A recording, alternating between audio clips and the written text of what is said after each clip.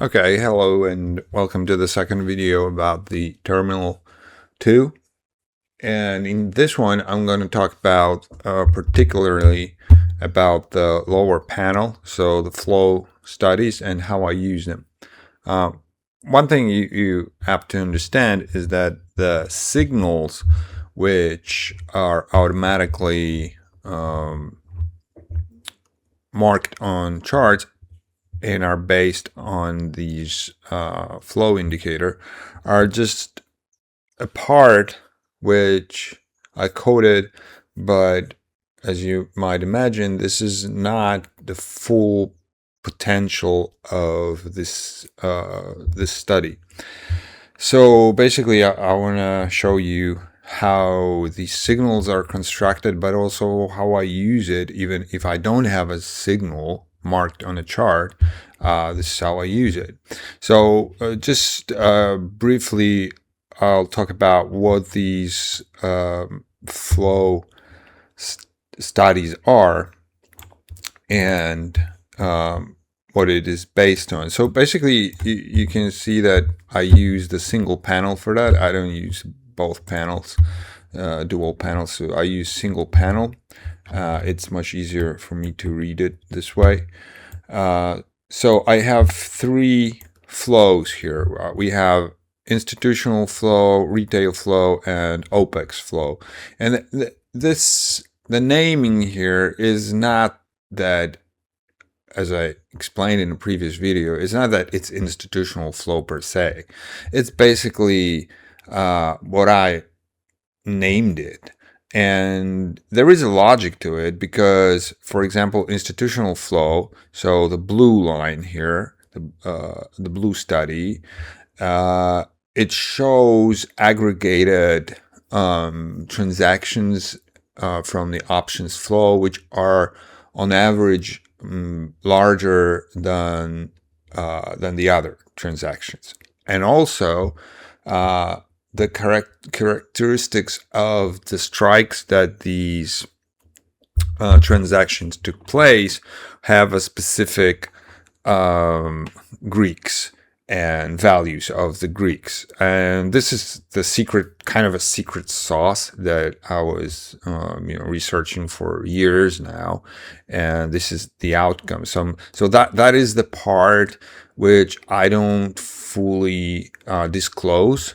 How is it exactly calculated? But you have, I need to have some kind of an edge, here. And this is basically, the something that you could try to reverse engineer, but that's why I explain the general rule here is that you take the strikes and the characteristics, as I said, which are based on Greeks like delta, gamma, and the algorithm checks what is the size of these transactions, and it basically assumes that, okay, if the transaction happened at this strike with this level of volume, and this strike has this kind of Greeks, values of Greeks, then it's probably not retail transaction. It's probably part of some institutional flow. So it's not like 100% certain that it was institutional. I just need a name for it. So basically, I just segregated the transactions by volumes and Greek characteristics.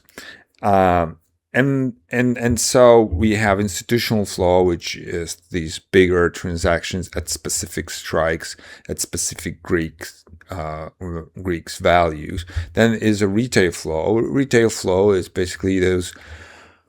The majority of the volume happened in sense that the majority of transactions. So these are the lower number of volume and the different kind of Greeks. So maybe those who are clearly buying some certain like 30 delta call 0 dt, for example. That kind of indicates that, you know, maybe that this was more probable that it was like a retail flow. And by retail, it doesn't mean that it's less important than something. It's very important, and I will show you why. But again, don't, you know, stick to the name. Like, you know, don't treat it as, okay, this retail, so this is some kind of a weaker, or institutional is a stronger flow. No, it's just a segregation of the flow by volume and by Greeks. And then there is OPEX, and OPEX is the flow which is only based on the monthly or quarterly closest expiration, and this is only based on the transactions on that particular expiration. And I find it interesting. I find it particularly helpful with the levels, and I will explain it maybe later how I use the levels from OPEX, because you can see that you can turn on this left side, or turn off or turn on, and this is the profile of the OPEX, and you will see that it's a bit different than the overall profile on the right side. And well, since I'm here, I will just mention that the simple rule that I use for the strongest levels is if I have a large strike in the profile on the right, so in the general overall profile, and I have the corresponding large OPEX one, then I assume this is important level. Okay. So like, for example, this R1, which is automatically pointed out here, has a corresponding quite large OPEX level, right? And usually the closer we get to OPEX is next week, I think, and you will be indicated here that this is OPEX week or OPEX day. Then you will notice that these levels are actually getting closer to each other, like the same levels. So, for example, you can see here that this level also corresponds with the OPEX level, so this is also the stronger level here.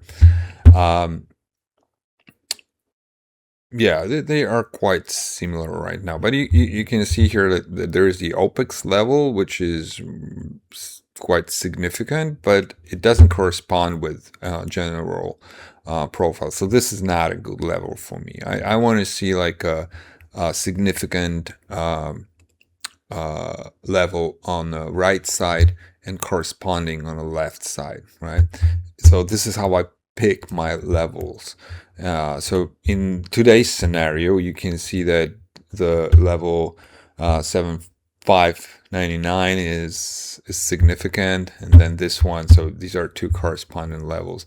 This one too, right? This one's probably also important here.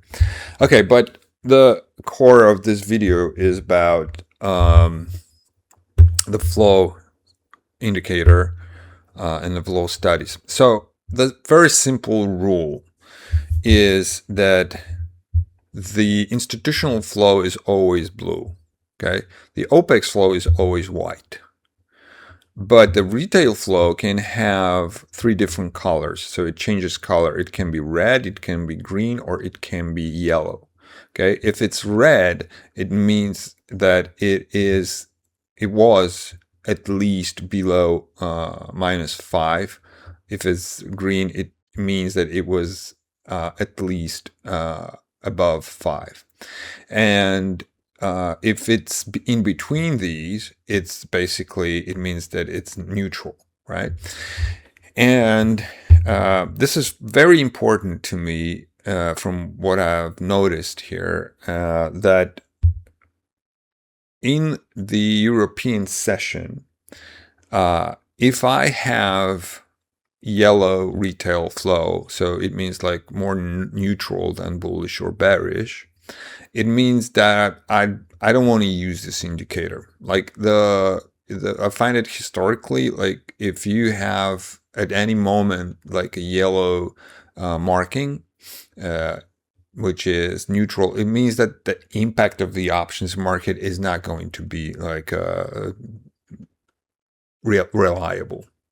So, but most of sessions are either green or red. Like today, we have obviously pretty red, and this is like the first thing that I'm looking at. Okay, so if we are red on retail flow, I want to see now what is institutional flow doing. And in institutional flow, because of the higher volumes, we will see that it usually travels higher and lower, so the amplitude of these moves of that flow is going to be a bit larger than retail.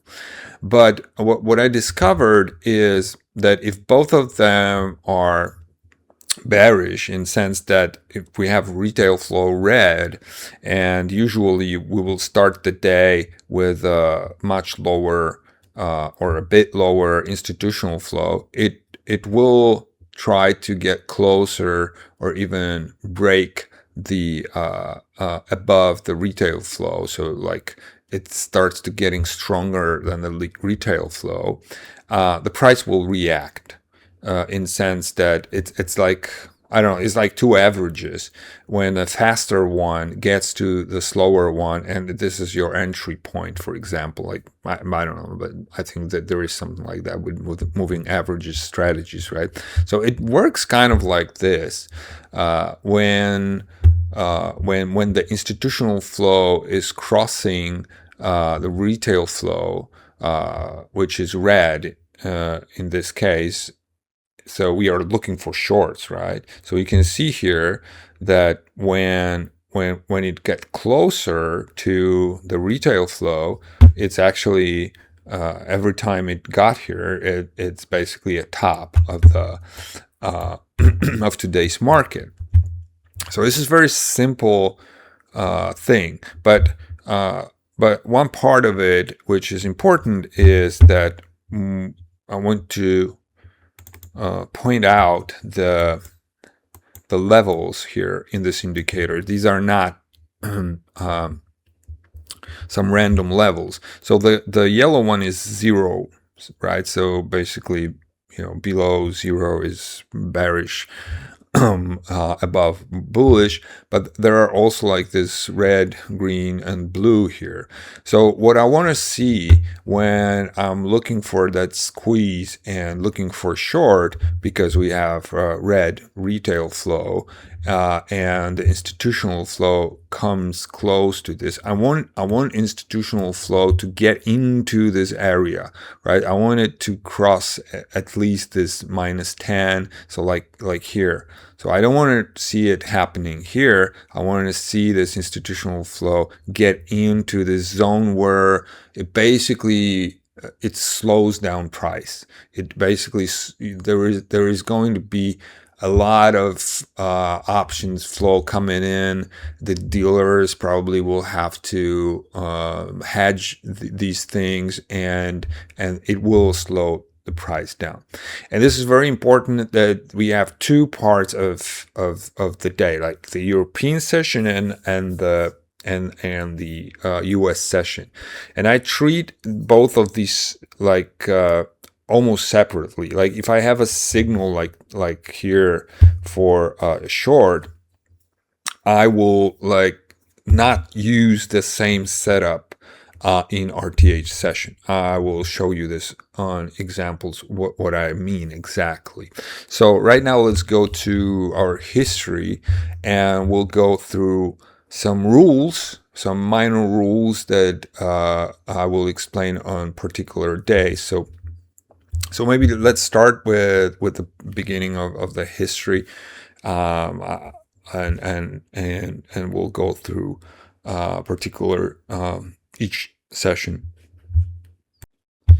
Okay, so yeah, so this is like the first day where I started to record the history for the terminal. I have more history, but it's in a different format. I'm working on putting it to the history in the terminal, but right now it's all there is.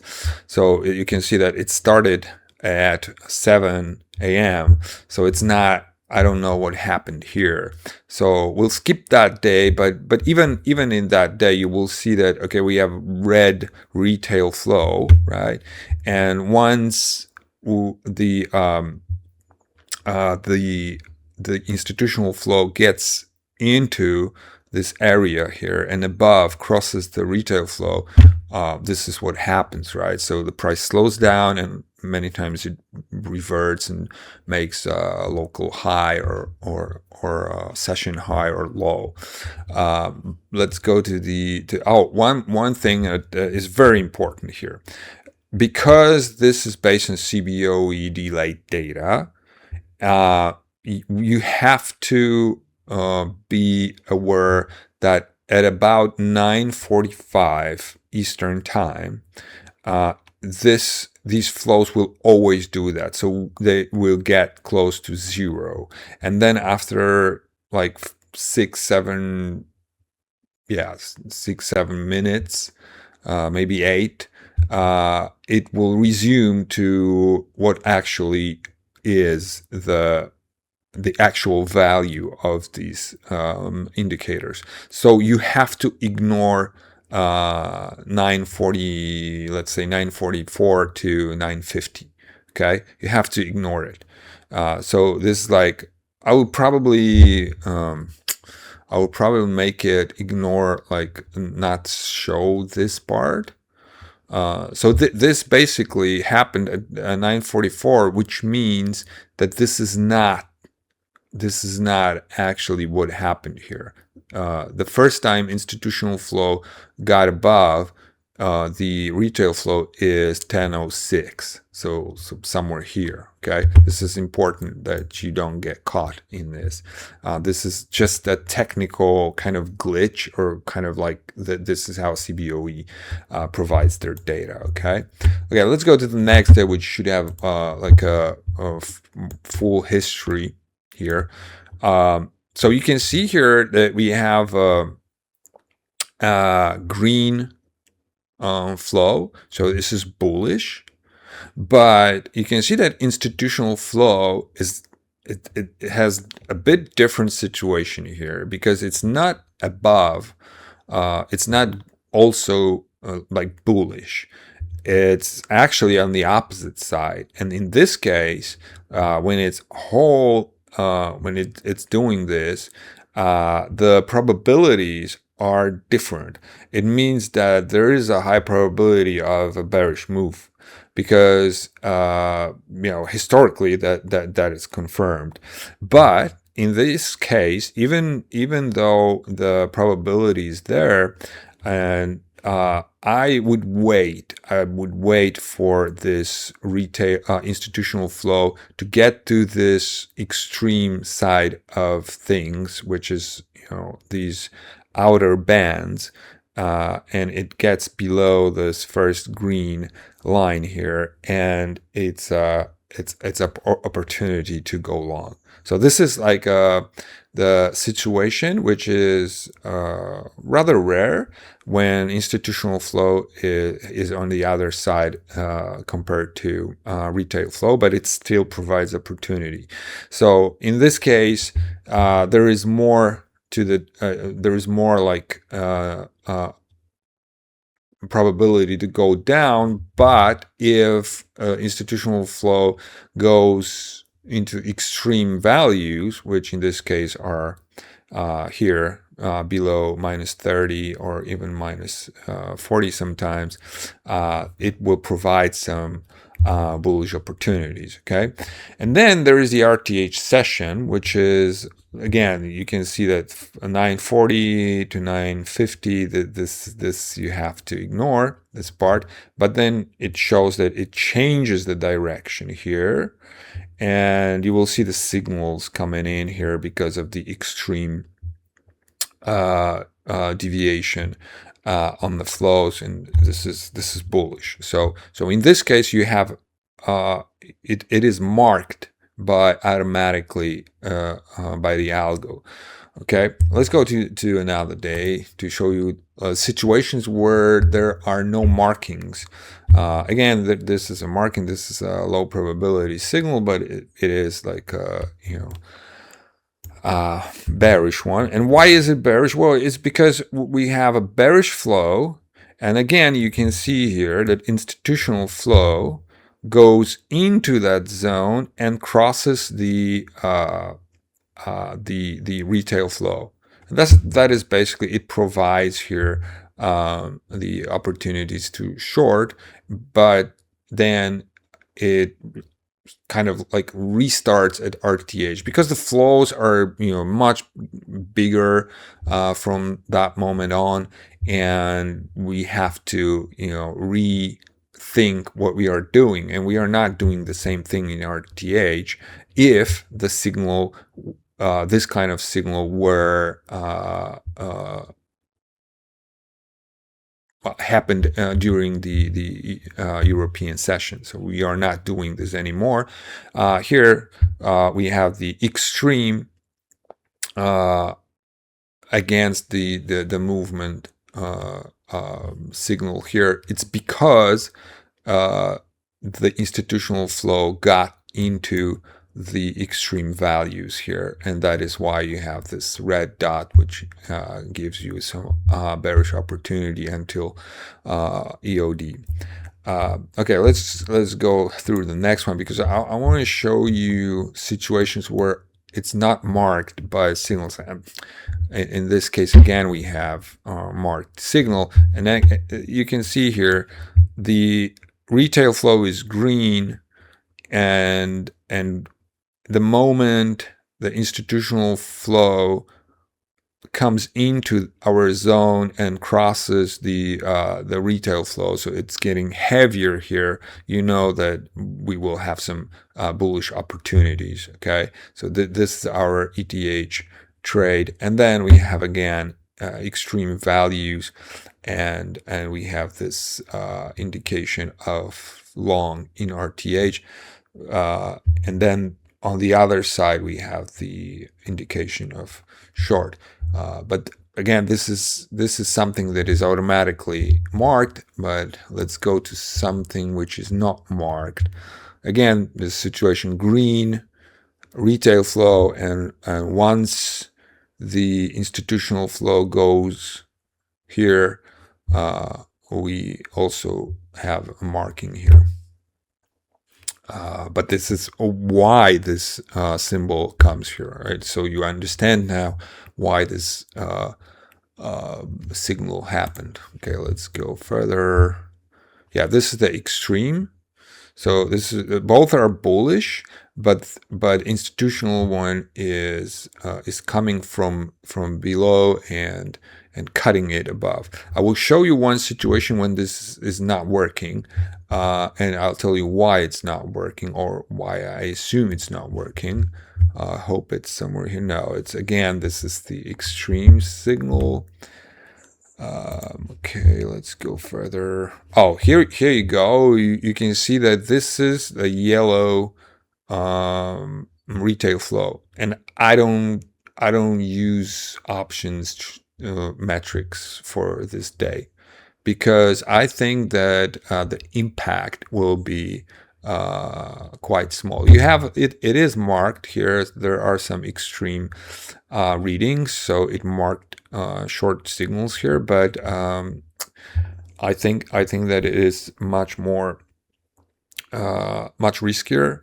There's much more risk to these trades where you had neutral retail flow.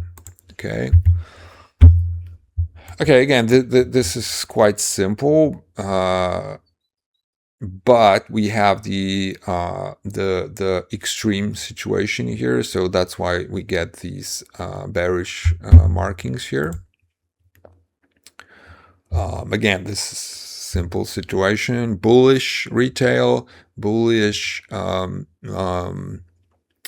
institutional flow. And in this case, when institutional flow comes from below to the first extreme line, this is not marked here, but this I easily could short it. Like this is a good short here. But remember, it has to come from below and cross it. It's not. It cannot be from somewhere here or extreme situation if markets open on European session and you have like a retail bullish, let's say, situation, but the institutional flow is way above like 40, so somewhere here, I don't touch it. Like it is extreme, but it also means that there might be like a totally directional day. And the most important thing here is I try to explain how I read it, how the signals are constructed, but you have to do your work too. In sense, like, go through the history and look how it behaves in ETH, look how it behaves in RTH. And I'm just giving you some hints that I've noticed, and I use like with this indicator. But you need to see it for yourself. Like, you need to kind of learn it for yourself before you use it, in my opinion, right? Let's go further. Again, you have the day with neutral retail flow, and for me this is more risky, although we have this unmarked situation, but it was very close to a signal, but the signal isn't marked. But look at the, I have the levels turned on, so this was the level from profile, and we had still red retail flow and institutional flow coming from below, coming to to the extreme level, but it isn't marked because it didn't reach the plus 30, but it reached the level. So for me, it's okay to short it because we have the level here. Okay, so let's go further. Again, that was a period where we had a lot of neutral days, and so that's why it's there are also no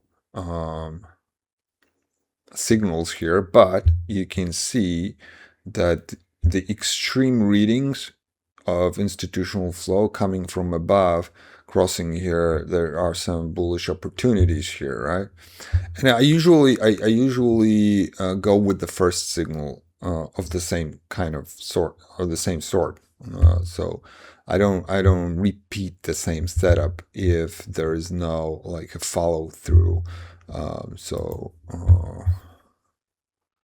Yeah, okay, this is extreme, and it's marked because it comes from above. So, but if it would be here, and price would be in this area below, not price but the flow, if this would be in this area, this would mean that it's very risky to look for longs. I mean, it worked here, but it's risky. Okay, this signal here is, for some reason, I don't know why it's there, because it's that 943, so it shouldn't show up here, right? This signal here. So again, you are conscious of what's going on. If this signal happened during that CBO data reset during this period, it's not valid because it didn't really happen. So, oh, and this is important situation here. So you can see that all day we have this red bearish retail flow, right? And then the institutional flow comes in and we are waiting for it to cut through it. And that would be our signal. But here's a problem. The problem is that if I see that when this cross happens, the retail flow is already above zero line. So it's not green yet, but it's positive, right? It's positive. So I don't like that situation because it means that there will be probably some kind of trend change, which actually there is. But because we had this extreme reading here, so institutional flow coming from below, crossing the plus 30 level, then I would start to short here, right? Also, we have levels here, so it's pretty good short opportunity here. I want to show you something also very important. The important thing is, okay, this is probably a good example for this. So we have a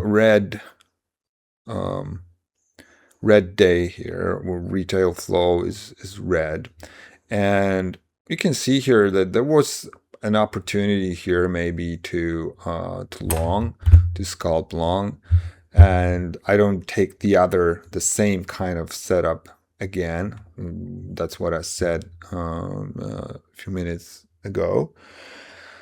And then the new session begins, right? And what I don't want to do is, if there is all day red, I tend not to trade the extreme setups. So in this case, I don't want to take this one, this long here, even though it went like 20 points, because this is a huge move here, and that would be kind of the first trade, and it worked here. But I don't like situations where there isn't some red green situation, and just red or just green and trading against it. I don't really like it. But what you can see here is if this wouldn't be 950, 950 is almost okay, because we have the institutional flow crossed above the retail flow, so it's a trend signal here. So you could argue that, okay, this is actually the trend signal coming in here, because we didn't have it before. Like, institutional flow didn't get to retail flow in the European session. It happened for the first time. It happened in RTH session, right? Also, this yellow color here, I don't care if it's before 4 a.m., right? I want to have like one color, either red or green, or both colors in RTH session, but I don't want to see neutral after 4 a.m. Okay, let's see another one. There are no signals here other than maybe this one, and because it's red all the way and it doesn't change, it's very risky to trade these against the trend signals. I mean, setups. Yeah, pretty much same situation here.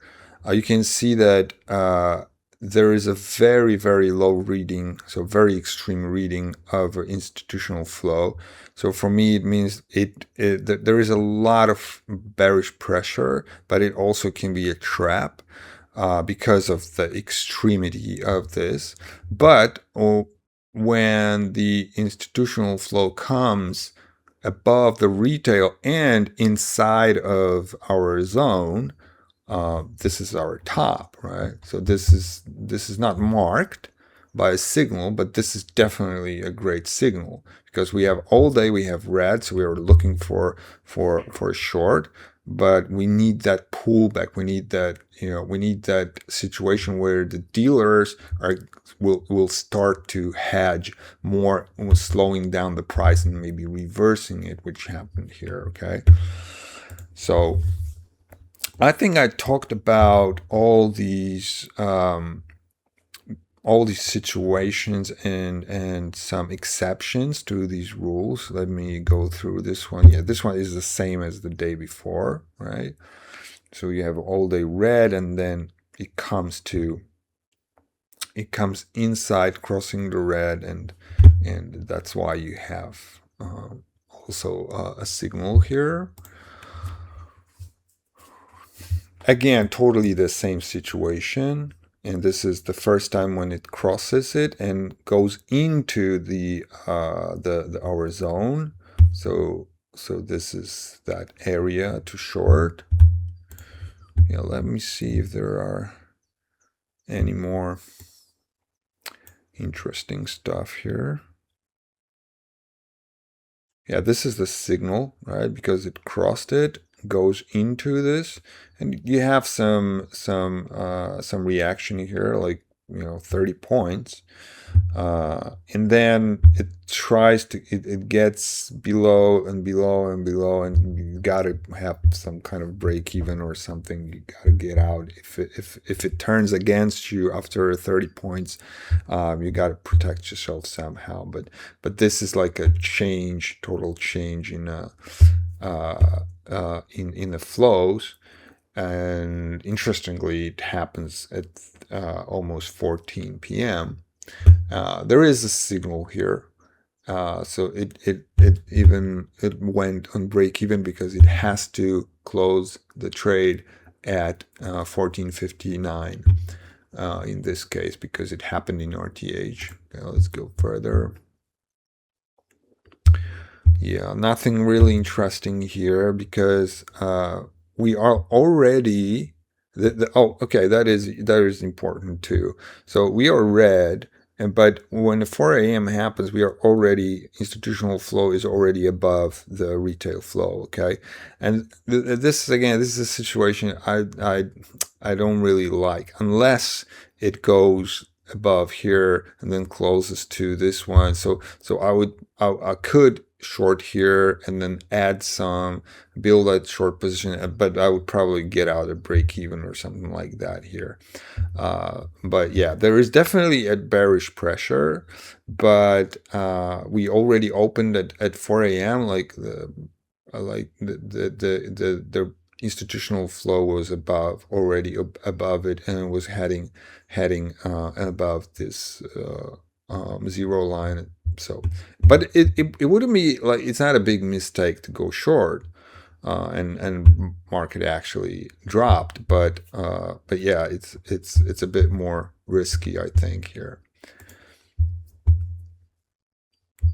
Okay, this is again a situation where we are green on retail, so we are looking for longs, and here is some extreme situation because we are hitting plus 40 from above with institutional flow, so there will be some short opportunities to scalp it or something, but in general we are looking for longs, but we didn't really get longs here. But because we have now two colors here, so we were long, but then we are short. So, okay, if we have like mixed flows, it doesn't mean it's neutral. It's different than neutral. Mixed flows, it means that there will be a lot of bulls and bears fighting. And that's why I would definitely go short here, because we have mixed flow and extreme reading in RTH. And this is coming from below, hitting this plus 30, and this is where I would short it, right? Okay, so that's a good example of what I was referring to as mixed flows during the day. If you have one color, it's not it's basically one-sided market. But if you have situation like this where you have green in ETH, then red, then green, that's great. That's great for trading against the movement. Okay, let's see if we have something else. This is neutral, so I skip that. Okay, this is red. And yeah, this is red, and we are going into the zone for the first time by institutional flow. So this is somewhere here. It's also marked by the signal here. So it's some bearish opportunity here. We are OPEX day, so we were already, you can see here, if we go to previous day, you can see OPEX week. So it just reminds you that we are in OPEX week. So this is Wednesday, I think. So if you go to next day, it's OPEX day, and it's because the next day, Friday, was markets were closed, and that's why OPEX day it shows on Thursday. Right, and this is bearish. So yeah, so it just cuts here into the zone, cuts through retails, and it's already bearish here. And here again we have this green color coming up. So we have this mixed situation, but we didn't get to -30. If we would get here a bit closer here, that would be a long opportunity, but we didn't get it. Yeah, again, this is the bearish day, so the institutional flow crosses here. In this case, it's marked.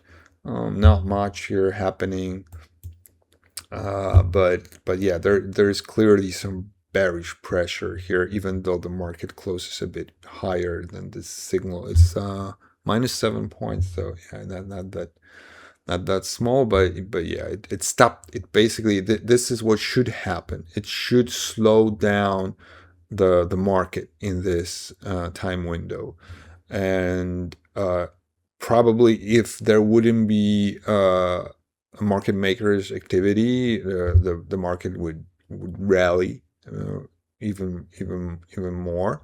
But because of this options activity and options situation where the flows, it slowed down the the market.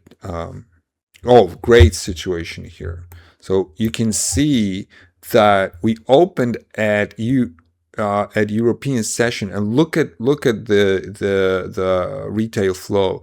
It's red, but it's also in the extreme reading, and institutional flow is way below this 40. And this is what I mean, like, you don't want to look for longs here.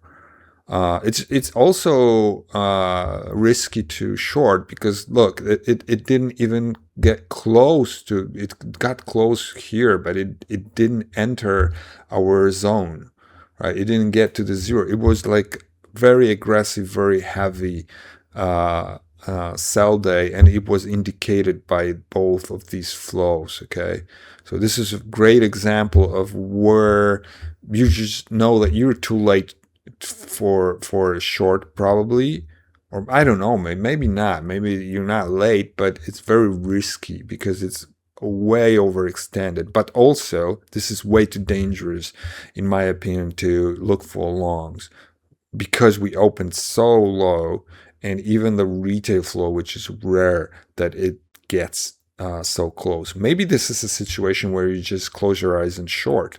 I don't know, because there are not many of these situations in a history, in the database. But yeah, it might be it. Okay, I think that these are all the situations and all the exceptions that I wanted to show you.